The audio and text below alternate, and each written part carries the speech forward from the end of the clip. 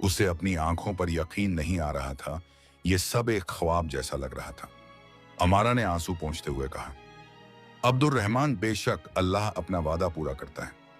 आपने सही कहा था, वो अपने बंदों को कभी तन्हा नहीं छोड़ता।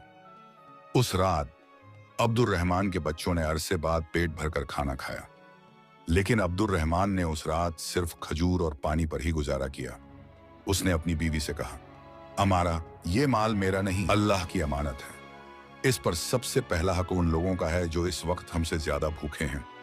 कल सुबह होते ही हम इस सामान को गांव वालों में बांट देंगे। अगली सुबह फजर की नमाज के बाद अब्दुल रहमान ने गांव में ऐलान करवाया, जिसके घर में भी खाने को कुछ नहीं है, वो मेरे घर से आकर अनाज ले जाए। यह सुनना था कि गांव में एक खुशी की लहर दौड़ गई। लोग हैरान थे कि अब्दुल रहमान, जिसके खुद के हालात इतने तंग थे, अचानक इतना सारा अनाज कहां से ले आया। उसका पड़ोसी हाशिम भी दौड़ा हुआ आया। जब उसने अब्दुल रहमान के घर के बाहर अनाज के ढेर और लोगों की भीड़ देखी तो वो दंग रह गया। उसने अब्दुल रहमान से पूछा, अब्दुल रहमान, ये सब क्या है? कल तक तो तुम्हारे घर में फक्र था, आज ये दौलत कहां से आ गई? अब्दुल रहमान ने मुस्कुराकर वही जवाब दिया जो उसने पहले दिया था। हाशिम भाई, मैंने तुमसे कहा था ना कि मेरा रब कोई ना कोई सबब जरूर पैदा करेगा। ये सब उसी का करम है। मैंने तो सिर्फ उसकी राह में थोड़ा सा दिया था। उसने मुझे इतना लौटा दिया कि अब मैं पूरे गांव को बांट सकता हूं। हाशिम की आंखों में शर्मिंदगी और हैरत के मिले जुले तासुरात थे।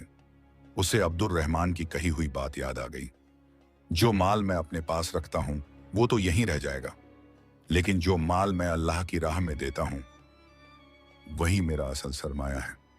आज उसने इस बात का अमली नमूना अपनी आंखों से देख लिया था। अब्दुल रहमान ने पूरा दिन गांव के हर जरूरतमंद घर तक अनाज और खजूरें पहुंचाई। उसने अपने लिए सिर्फ उतना ही रखा जितना एक आम गांव वाले के हिस्से में आया था। उसने सोने की अशरफियों को भी अल्लाह की अमानत समझा।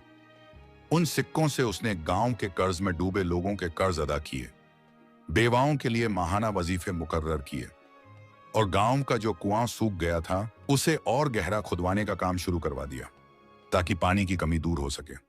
देखते ही देखते अब्दुल रहमान की बरकत से पूरे यास्मीनाबाद की किस्मत बदलने लगी। जिस गांव में कल तक मायूसी और भूख का अंधेरा था, आज वहां उम्मीद और शुक्र की रोशनी फैल चुकी थी। लोग अब अब्दुल रहमान को सिर्फ एक ताजिर नहीं बल्कि अल्लाह का भेजा हुआ एक फरिश्ता समझने लगे थे। लेकिन अब्दुल रहमान के अंदर